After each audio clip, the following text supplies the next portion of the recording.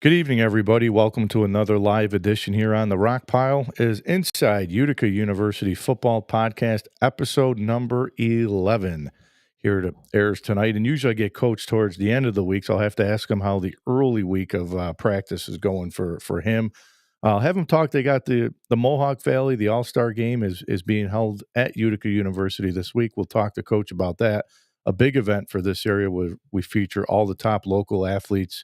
Then unfortunately their seasons came to an end. So some of the teams that are still playing don't get an opportunity to play in this game. But we'll talk to Coach about that and more. We're going to talk about Coach's last week game against Hartwick. We'll get into this week's game against Brockport, playoff implications, and much more here tonight. In the background, you can't see it. I got the Akron and Kent State game on. Two Fordham alum, both quarterbacks at Fordham. Mark Carney, the head coach at Kent State, and Joe Moorhead, the coach at Akron, both going head-to-head tonight. So I got that on in front of me, so I'm taking a peek at that game. If you're following me on YouTube, subscribe to the channel. If you got a chance to tune in last weekend to the Mohawk Valley Sports Watch, we'll be back again this week. We'll talk some hockey with Utica University head coach Gary Heenan. We'll also be talking some Roan Free Academy field hockey with Coach Mackenzie Williams, who they just finished out their season in the regionals. They won another Section 3 title. They finished 18-1. And we'll also bring on, hopefully, both guys win this week. Whitesboro's in the Section 3 finals. Coach Kramer in New Hartford is in the Section 3 finals. Hopefully we'll get another opportunity to talk to both coaches here this weekend. So make sure to tune in on Sunday morning at 9 o'clock. So without further ado, let's bring Coach on now. Coach, how are you tonight? You know, the weather crazy day today. We're doing all right. We were able to practice inside today, so you have me in the office tonight. Well, I was just I asked you before we came on, I said outside or inside, because I think the forecast for this weekend is going to be a little cold. I saw maybe chance of rain, but that's typical football, isn't it? Yeah, I think Saturday out in Rochester will be okay. So, Coach, let's dive in. We'll spend a little bit of time on the Hartwick game. I want to talk to you about this week's Brockport game, playoff implications, the Empire 8 heating up, and much more. So let's start defensively. You guys, again, another great game defensively for your team. I believe you held them down to just 136 yards of total offense that they had. So defensively, you guys are flying around again. You know, we had a great week of prep. You know, their quarterback was up in the top half in passing in the conference. We always talk about other scores. They were 21-21 at home versus Fisher in the third quarter. Coach Rogers is doing a good job in his first year there. So we really prepared the guys, and they came out flying around. I mean, 3 interceptions were huge, disguising coverages.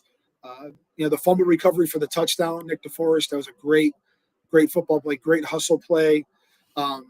At one point they were 0 for 9 on third down, that's hard to do for any college team. So definitely liked how the defense came out to play. And Coach, the back end as well, 3 interceptions for you guys, triggered by that defensive pressure you got on the quarterback. But 3 interceptions. I think Luke had one, IT had one, and I think Eli had the other one, right? For you guys, the 3. They did. Yeah, we dropped another. So and JD almost had one. Our defensive lineman almost had one. We were teasing him. He's got to sell it a little better. But they just dropped it on a screen pass that he sniffed out. So again, they played hard, and just talked to the guys about, learning from our season. We liked how we started against Alfred. We liked how we started against Morrisville. Didn't like how we finished those games. And this is a game where we're able to play. We're able to play at a high level and then be able to get some guys in the game. Some seniors that were backups got to be able to play. Some underclassmen got a chance to play. And it's just good for the morale of your program when you're able to do that. And that's not an easy thing to do. And, Coach, I was just going to say the last couple of games you've been able to get off to a really fast start on offense, which has been good because you were able to get a lot of guys in the game that maybe haven't played as much. But talk to us about what goes into that quick start. Just the confidence the offense has right now. Our offensive line's playing at a high level. Aze averaged, and I say Aze on the offensive line, averaged 7 yards a carry. You know what I mean? And our pass game, very efficient. Pass game is huge, and I think being able to kind of take what the defense gives you. I mean, Tyler threw 4 touchdown passes, which was wild. Our Raven pack, you talk about flipping a situation. We don't field a punt, then we had a penalty. So I think we're on our maybe our 5-yard line or 3-yard line, and we're in our Raven package. MP's out there, and doesn't he rip off a 97-yard run, which was with the whole place was going crazy. They catch him at the 3, get 3 more yards. That's the longest run from scrimmage in school history, and then turns around a couple plays later, and out of that same package threw a touchdown pass, which was nice. So that's the first we've done that. So trying to show some diversity in that Raven package where people are keying in on the quarterback run and trying to do some different things in that. So that's been a good package, and I was really excited for him. And then Nazir Smith comes in and throws a touchdown pass to Tony Dorzinski. Both those guys' first career touchdowns. So there was some fun stuff to watch on offense for sure, and guys came to play. Coach, I know we've talked about Tyler. I mean, he's leading the league. You guys are leading the league in total offense, and he's leading the league in passing yards. He's got 4 more touchdowns this past week. But it doesn't start – you can't talk about the yardage and all that without the play of the O-line, and this was, I think, the 4th game for you guys. Haven't allowed a sack since the Cortland game, so that O-line is playing better and better each week for you guys. They are. You know what I mean? Coach Klaus doing a great job prepping them, and we're also trying to get rid of the ball quickly as well.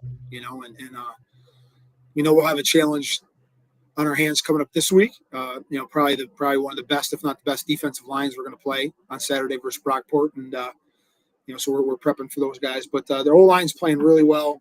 And then I got to give a shout to our special teams. We have a young man that's battled for 4 years and is a senior.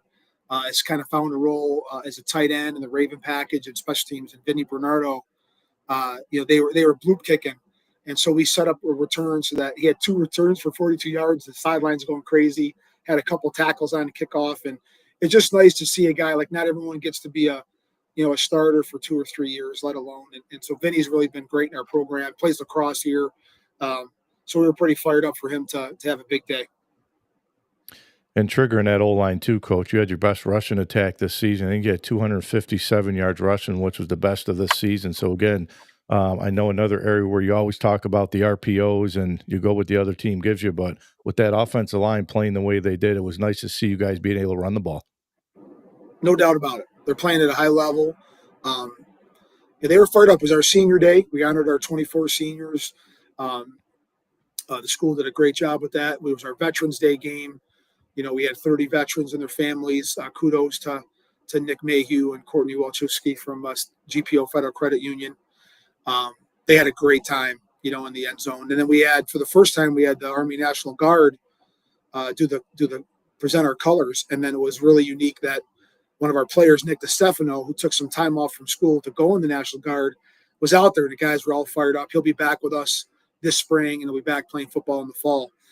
So there was, again, like your typical Utica home game, a lot of things going on around outside the game. We had one of our professors sing the national anthem. Robert Swanskowski is the director of our criminal justice program. So the guys are ramped up to play. And, Coach, the one negative I'll say, you did have the 10 penalties. I didn't want to bring it up, but you had the 10 penalties. I got to bring out the good and the bad, right? But 10 penalties down the road against good teams, got to cut back on them, right? Got to cut back on that. The two of them I was upset. We gave them 30 yards on their touchdown drive at the end of the game. Wasn't really happy with those 2 gentlemen. We addressed that. But, we definitely can't be doing that. I think, going into Saturday, you talk about big football games, hidden yardage, right? Whether it be field position, special teams, or penalties are definitely big. And, you definitely got to find a way to be the more disciplined team on Saturday. So, Coach Ty, I was reading the recaps of the games there, which your ID guy does a nice job, but he's 6 in completions. He's 32 shy of being the all-time leader. He's 2nd in passing yards with almost 3,000. He's 244 yards away. He's 3rd in passing touchdowns. He's got 27. He's 4 away. So I know we've talked about him all season. You've talked very highly of him. But, again, what he's doing for you guys offensively, putting up the numbers, is unheard of. He's it's just he fits us. Tyler and his family had a great senior day. There were a few of them out there that we were kind of smiling that we hope it's not their last senior day, because there's a few of them, Tyler included, that have an extra year eligibility.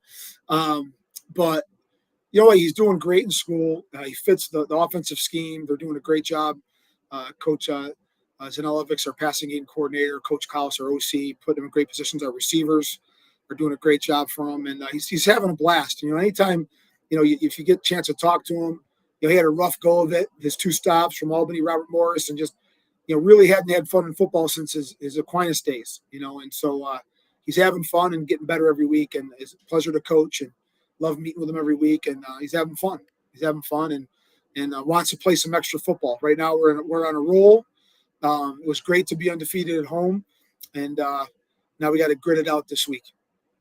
Yeah, so let's talk about this week. So Brockport's coming off the loss to Cortland last week, but as you and I were talking briefly before we came on the air, they had 4 turnovers, and all of those turnovers resulted in touchdowns. And against Cortland, against good teams, you can't do that. But they did hold Cortland, and I looked at the numbers and I said, well, geez, Cortland must have put up a lot of points. I had to read the game recap to see the turnovers, but they held them to 250 yards of total offense. Brockport's got a great defense. Their defense coordinator, Mike Fox, played for me at St. John Fisher back in the day, was our intern when I was there. And then when I left to become the head coach here, became the defense coordinator at Fisher. He's been at Brockport quite some time with Coach Mangone. And they've got a really good defense, no doubt about it. And they can make plays. They got some dudes. Yeah, Coach, in scoring offense, you guys are both top 3 in the league. They're averaging 37 a game. You're averaging 37.6, but defensively, they're one of the top 2 defenses. They only give up about 56 yards a game on the ground, so you guys are going to have your hands full up front. But you said their D-line's really good. D-line's very good. They definitely have some explosive players on offense. That's going to be a key, is trying to limit those explosive plays. That's always a big part of football as well, and they've got those guys. Number 5, Manna, receiver. Number 2, the running back, Isaiah. Those guys are really good players. They can take a ball to the house at any time. The quarterback does a nice job managing the game. He's got a strong arm. So they have a wildcat quarterback that comes in the game as well. That gives you another challenge. Their offensive line's big and well coached by Coach Potter. Those guys they're pretty athletic. I think they're one of the most. I always say they're one of the more athletic offensive lines, whether it be in the run game or in the pass game. So. Again, they've been pretty consistent. They've been one of the top teams in the Empire 8, and I know it's their senior day, I believe. Kickoffs at 2. I think we're gonna have a big crowd there. Obviously a lot of Brockport alums out in Rochester, but there's also a lot of Utica alums out there as well. And we have a lot of guys on our team from Rochester. Our starting quarterback, our head football coach, our offense coordinator, our passing game coordinator, all from Rochester. So I know our families will be there, and sure, it's going to be a great football game. Yeah, Coach, and you're talking about the running back, Isaiah Simmons, for them. They're coming in as a team averaging over 200 yards a game, and that's been one of the areas that you guys offensively, outside of this past week, running the ball. But again, those RPOs, if you've talked about, you go with the team gives you. But this is a team that likes to run the football, and you guys defensively have played well all year against the run. We have. Again, it's all about that matchup on any given Saturday, right? And we played. I can think about, okay, who are the top teams that we've played? W&J, RPI, early, Hobart, Cortland, and then we kind of learned some lessons, good and bad, from those games that'll help prepare us for this one. And I just, again, I like, regardless of the score last past week, I liked how we played, and the attention to detail that our guys had in the game plan. That's going to be really important, going into Saturday, just having that attention to detail in all 3 phases of our game.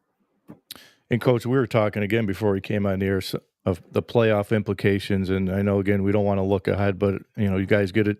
You have the opportunity this week, if you can find a way to go to Brockport and win, you got a really good chance to get in. And as I was saying, I was looking at some of these predictions, and they got W&J who clinched a spot. They won the President's Conference, and they got RPI right now as in if they can win. And those are 2 teams that you played early in the season, and you beat both of them. And you got an opportunity again here to get a chance with the win to sneak in. Well, again, that won't be the first or last time I promote our conference. And the Empire 8 is one of the best conferences in the country, and all you have to do is look at their playoff performances over the years, right? Whether it's Cortland, whether it's Brockport, whether it's when we went in, right? Everyone was surprised. No, it's like at that time we were a 9-1 Empire 8 team, and we beat Susquehanna. We're prepared just from the wars in the Empire 8 that we play every week. So I know I've been really appreciative of you and having us on the show and getting the the word out there, and all the people that are listening. Appreciate everyone out there, and they want to know our situation. And it's just like I told the players, right? We have a hard task at hand. We got to go on the road and win. But the thing is that winning on the road gets you more points. If we can find a way to do that, you get more points than if it was a home win. We want all the teams we played this season to win. That's the number. Okay, that's really important. And if we do that, I think we have a great chance of being like that last team that gets in, and think that we would do really well in the tournament if we had a chance to get in there. If we miss it, we miss it, right? We can't control that. All we can control is what we do on Saturday. Well, the nice thing is, I was telling you earlier, a couple of years ago, I didn't find out till almost midnight that in the old way of doing things that we got in. I think the MPI will be out. I think it was out by 7, 8 o'clock on Saturday night. And so it's like, then, because they'll tell you, okay, these are the 13 teams in the Pool C's that have the MPI number. They go right. And that's what's nice. It takes the human element out of it. And that's the system. I know, every couple of years they'll look at it. I think it's a really good system being on the committee. And then if we don't get in, then on Monday, we'll find out. I think it's either noon or 1. And I think if we're 8-2, if we're able to do that, if we're able to earn that, then for the first time, we could have a home ECAC bowl game, because we put in for ECACs. A bunch of teams put in, about 10 teams. And even as the week goes on, I haven't looked this week yet, but I know some teams were adding in. Like I think Fisher was going to put in. They hadn't put in yet. But I think at the end of the day, an 8-1 team with our NPI, we probably would earn a home game. We were very close to that a couple of years ago. We were 8-2. Yep. We didn't get the home game. They made us go out to Hobart, who was also 8-2. So you never know, but certainly, that would be huge in Utica. Let's get all of Utica to come out to a home game here at Gaetano if we're able to get another game. But I know our guys are all focused on Brockport and the game plan. They know it's a good football team. We're playing a physical football team, a well-coached team, and a couple of the best teams in the Empire 8 that are playing. And both of them have lost to Cortland, and want to finish their season on a positive note. So it's going to be a great game. And I know ultimately our guys want to get in that tourney, want to get a chance. Yeah, as I was telling you when we were talking offline, I said I was talking to a couple of guys this past week, and I said, if Coach Faz and Utica can find a way to get in, they're going to be a tough out for anybody. I don't even care who you play in the first round. If you got to go on the road somewhere, you guys will be a tough out for anybody. So hopefully you guys get that opportunity, because I think your guys' conference, the teams that you guys have played, are right now are positions themselves to get in. We played a very good schedule. Again, if you look back, it's funny now you can talk about that. You look back in the summer when the schedule came out, and we didn't really pick that. The league picked it. So, okay, we get Hobart, RPI, 2 of the best Empire 8. I said, okay, Utica football, man, we must be getting better. We drew 2 of the top teams, right? And then, we had lost the Union game week 1, and to pick up W&J was a great opportunity, and a game that people were watching, and obviously they're having a great season since then, and they've won their conference. So,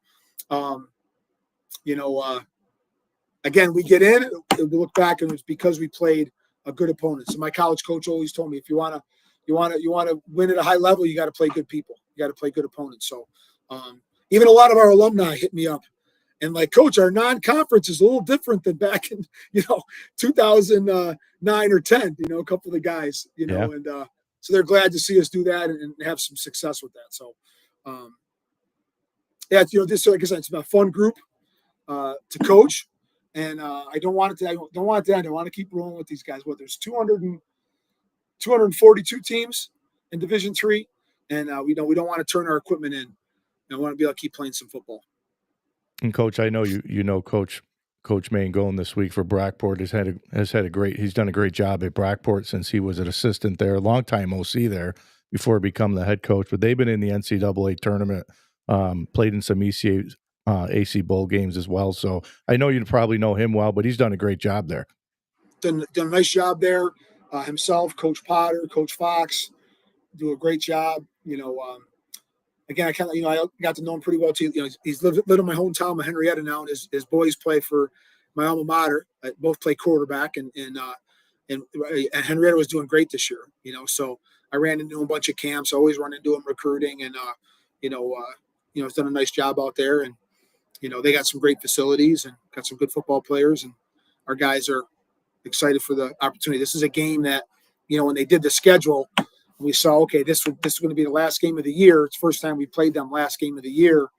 There was one that they were excited to play because they're have been one of the best teams, right? And like the last 4 or 5 years, the Cortland Brockport game's been like the conference championship, So, Coach, you got a comment something here from we aspire to get to that.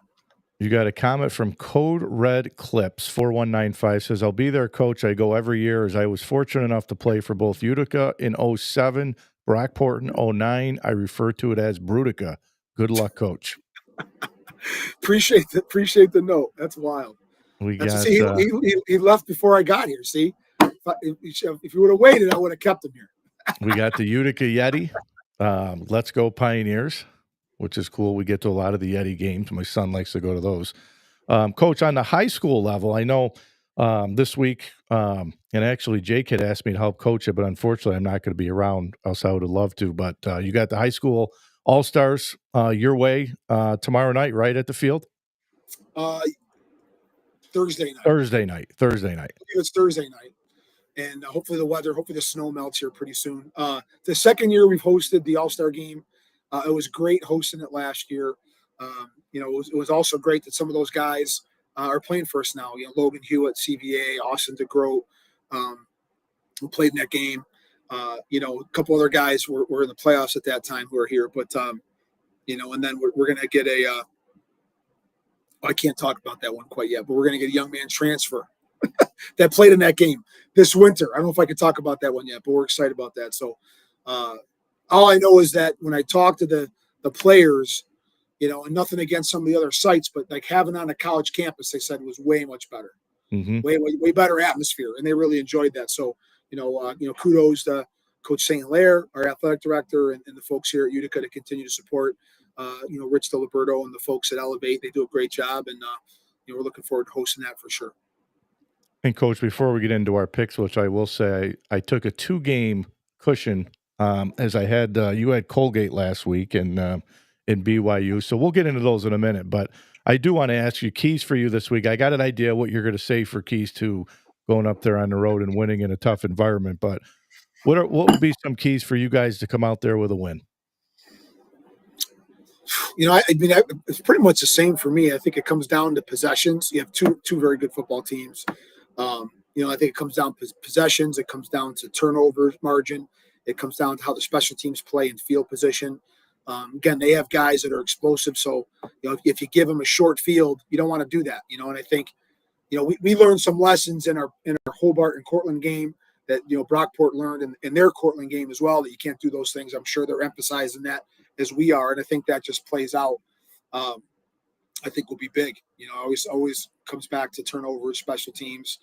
The defenses, we always talk about, doing our very best to be the best defense on Saturday and just finding a way to win on the road for sure. So, those are always, I think, pretty consistent things. I think, that are key elements to the big college football games. All right, Coach. So you're 29-22. And I am 31-20, so I got a 2-game cushion on you. But you made some picks, I think, with your heart, and I kind of went against. You weren't going to pick against Colgate. I can't say you would have, but unfortunately I picked one up that week on you. But there's some good games this week. We'll start with this one. I think Clemson's played a little bit better. I keep hearing Dabo Swinney rumored to for Auburn potentially that he leaves Clemson. They're 4-5 at Louisville. That's 7-2. Louisville's at home. They're a 3.5-point favorite at home. Oh God, that's a tough pick here. When you look at that, though, you see Clemson's only 4-5. When would you ever think a Clemson team would be under 500 this late in the year? Crazy. See, no, this is where I was always intimidated going to this in the first place. Because what did Clemson do last week? Or you're not going to tell me? Clemson won last week. They won last week. All right. I think they look better. I'm going to go Clemson then. I'm only going to go Louisville because I like Jeff Brom. I think Jeff Brom's going to get one of these SEC jobs. So I'm kind of pulling for him. But I like Dabo, too. I think Dabo's kind of gotten a raw deal a little bit. So you're going to go Clemson. It's a different time right now. It is. Big time. Big time. All right, this should be a good game, too. Notre Dame at Pittsburgh. Pitt's 7-2, Notre Dame 7-2. Right now, Notre Dame they have in the college football playoff. They just did the announcement tonight of the 12 teams. Love Marcus Freeman. I think Pitt's went under the radar, but Pitt's a 12.5-point dog at home. Any chance Pitt can pull one off? I'm going to go heartstrings, go Notre Dame. I've always been a Notre Dame fan, so. Yep, I'm with you. I like Notre Dame. I love Marcus Freeman, even though he's a Buckeye. I do love Marcus Freeman, though. So I'm going to go Notre Dame. All right, this one, I think Alabama's playing as good as anybody, Coach. Oklahoma 7-2. That Venables defense against Alabama at home. Alabama's a 6.5-point favorite. I'm going to pick Alabama. I do like them this week. I think they're playing as good as anybody. Who you got? I'll go Alabama as well.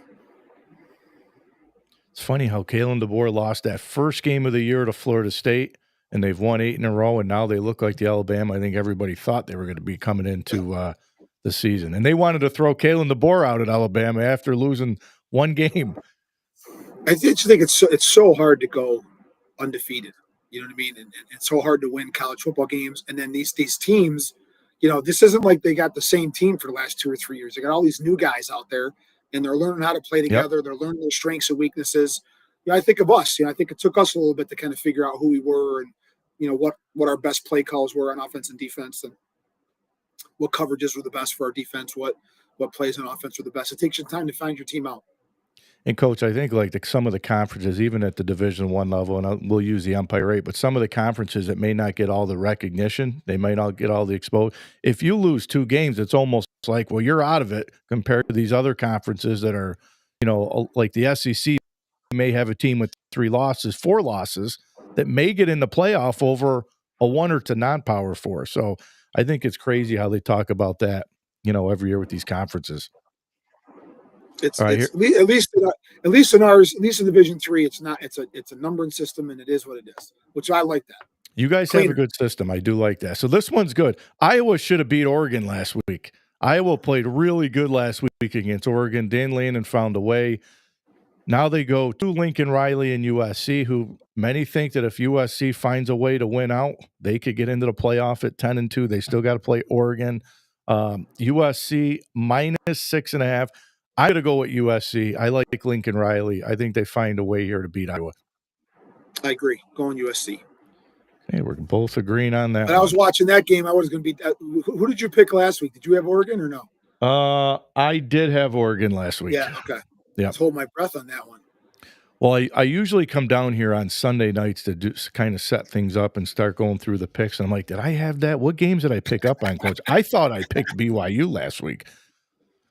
All right, let's see. What do we got here? I got 2 left for us. This will be a good game. I think Texas right now. I think Arch Mannon's playing really well here the last couple of weeks. Texas has a good shot. If they win out, get to the SEC championship game to get in.